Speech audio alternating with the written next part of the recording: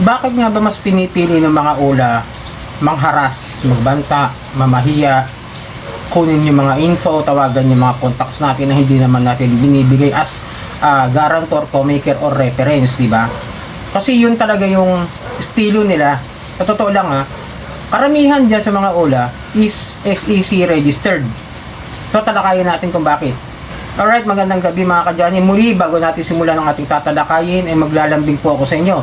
Napaki-follow po ang aking mga social media account, ang Facebook, TikTok at itong aking YouTube channel. Paki-like na rin po, share at hit nyo na po yung notification bell para updated po kayo sa mga videos na ginagawa natin dito about sa usapang maninening app.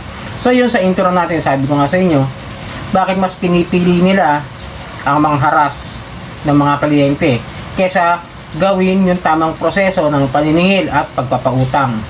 Unang-una, halos karamihan sa mga OLA na to is SEC registered, di ba? Meron pa nga dyan mga na-revoke, mga na-raid, may cease and desist order, di ba? Pero nandiyan pa rin sa SEC. Wala tayong question doon, rehistrado sila, may lisensya. Iba rin dyan, submitting entity ng CIC, di ba? Nadadagdagan pa nga sila buwan-buwan. At hindi ako sure kung bakit pinapayagan ng dalawang ahensya ng gobyerno na ito na maibalik yung mga na-revoke, yung mga may kaso, at maging submitting entities o accredited ng CIC pa rin yung mga may issue ng mga OLA. Di ba? Medyo question lang, tanong lang yon. Tapos hindi naman nila ginagawa yung tamang pamamaraan ng paniningil. Hindi nila magawa no? Kasi doon pa lang sa interest mga kadyani, ang laki na ng paglabag na ginagawa nila. Sabihin nating suspendido ang usury law o yung batas doon sa tamang interest ng pagpapautang. Kasi suspendido nga yan, may karapatan sila magbigay ng interest na gugustuhin nila. Pero dahil ang BSP ay nagbaba ng order na kung saan ay magiging 15% lamang per month sa halagang 10,000 pababa. Yun lang po yun sa loob ng 4 na buwan. Yun lang po ang pagbabasihan na ginamit ng SEC para ipatupad o bigyan ng rules ang mga online lending app. Kasi maraming reklamo about doon sa interest Totoo naman Doon pa lang nilalabagan nila yung mga ganyang klase ng mga kanilang negosyo ng pagpapautang. Doon yun doon pa lang yun. Isa lang yun sa mga dahilan kung bakit mas pinipili nila na mangharas. Kasi pag ang modus nila kasi para sa akin is magpautang ng maliit at singilin ka ng malaki. Pagkatapos susunod nun, ano gagawin? Kukuha nila lahat ng contacts mo, di ba? Tatawagan nila lahat ng contacts mo kapag hindi ka nakabayad doon sa due date. Minsan ka hindi mo pa due date, haharasin ka na, pupost ka na, gagawin ka na ng GC. Di ba? Kung ano na yung gagawing harassment sa inyo. Kaya hindi nila magawang gumawa ng legal na paraan na sasampa ng kaso ng small claim sa ating mga hindi nakakapagbayad ng utang. Tingnan nyo. Kasi pagka sila nag-file ng small claims hindi kasi nila ginagawa yung tamang proseso na kung saan yung dapat demand letter, pagpapadala ng reminder na naniningil sila ng pautang. Yung pagpunta sa bahay hindi naman masama kung talagang lehitimo yung operasyon ng isang lending. Kasi karapatang maningil ng isang nagpapautang. Sabihin natin may mga tao kasi na mahirap harapin kapag sinisingil ng utang. May ito yung literal yung ikaw na may utang, ikaw pag galit, huwag kayo magagalit sa akin mga kadyani kasi real talk lang tayo. Karamihan talaga sa atin pag pinupuntahan sa bahay o may naningil sa atin, nagtatago tayo, di ba? Kaya nga binago yung buhay ko sa ganun. Kaya pag may punta sa bahay, kausapin ng maayos at para maisettle ng maigi kung paano gagawin doon sa loan na hindi nababayaran. Pero dahil nga itong mga OLA na ito mas inuunang mga haras kaysa gumawa ng tamang proseso ng paniningil, hindi yan pupunta sa inyo. Doon pa lang sablay na sila. Kasi ako naranasan ko nga, sabi ko napuntahan sa bahay, binadalhan din ng letter, yun yung tamang proseso. At yun ang tamang proseso na pwede kung sakasakal hindi ako nakapagbayad, ay pwede silang magsampa sa akin ng kasong sa kaso sa small claims na siyempre yung sisingilin nila ako doon sa halagang inutang ko na hindi ko mabayaran. Yun, tamang proseso. Dahil demand letter, pumunta sa bahay, nakapag-usap, lahat-lahat, etc. Ginawa nila ng maayos. Pero dahil doon, yun ang tamang paraan. Pero dahil nga itong mga OLA na ito is mostly mas nagpaparehistro sila para lang magmukhang lehitimo o legit, karamihan naman sa ginagawa nila illegal, di ba? Tulad ng address, unahin natin yung address din, sayin natin yung address na problema nila. Mostly sa mga nare-read na ulat, di ba, saan nakalagay yung mga address ng mga yan? Yung iba dyan, Ortigas, Pasig, Quezon City, BGC, Taguig. Pero saan sila madalas nare-read? Sa Makati.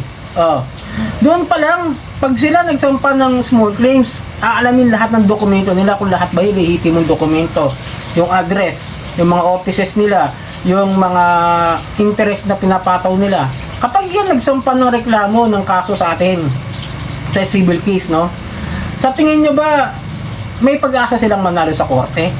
Siyempre, ang susundin ng court, just using the exorbitant na ginagawa ng mga OLA, yung illegal interest, yung investment, nagpasa interest na pinapataw nila doon sa mga kliyente, yung exorbitant o yung labis-labis na patubo at maging dahilan para malubog sa utang at maalipin yung isang individual na nagkaroon ng utang sa kanila at di na makaahon sa hirap. Ayon naman sa civil code is hindi naman nararapat gawin yun sa isang taong nagkaroon ng utang. Kaya nga walang nakukulong sa utang. Pero dahil nga ganito talaga yung modus nila, ang mga yan ay mga amo nga, sabi nga, di ba, may ginawa na akong video about that, mga Chinese o ibang lahi ang nagmay-ari ng mga OLA na yan. At may connection din sila sa illegal na Pogo.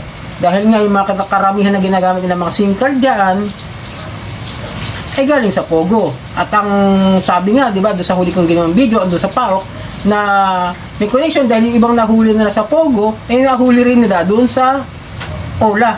Kumbaga, yung mga nakalaya doon sa Pogo, pumasok naman ngayon sa online lending app. So, it means, doon pa lang kasi mong rehistrado sila. Legit sila. CIC submitting entities, accessing entities. But still, they are doing the illegal way. Yung pananakot, di ba? Yung pagpupost sa social media, tutusin. Cyber libel mas mabigat siya kaysa sa ordinaryong libel. Yung ikwento mo lang, yung mga slander, mga ganyan, bababang uri lang ng ano yan paninirang puri. Pero pag cyber libel na kasi mas mataas na yan. Dahil maraming makakakita, mas maraming makakapanood o makakapansin na ikaw ay pinapahiya sa pamamagitan lamang na hindi ka masingil, ipopost ka na, sasabihin ng kung ano-ano, magnanakaw, scammer, etc. etc. Diba? Kaya paano nyo sasabihin na yung mga yan magsasampa ng kaso small claims? Ang dami na nilang nilabag na batas. Yung pananakot, yung pagpapadala ng kung ano-ano. Tapos pupunta pa sila sa korte para mag-file ng kaso sa atin. Sa tingin niya magagawa nila yan, di ba? Hindi nila magawa. Unang-una, hindi sila gagastos. Kaya nga sila nagpapatubo ng malaki, tapos nagpapautang na maliit, dahil ang kailangan nila kumita at hindi gumastos. Kasi pag yan nagreklamo sa korte, magbabayad din sila ng processing fee, ng mga kailangan nilang bayaran para doon para umakyat sa korte yung kaso. Siyempre, magbabayad din yung mga yan ng mga kailangan nila para doon sa counseling doon sa kanilang abogado, mga ilalakad nila mga papel.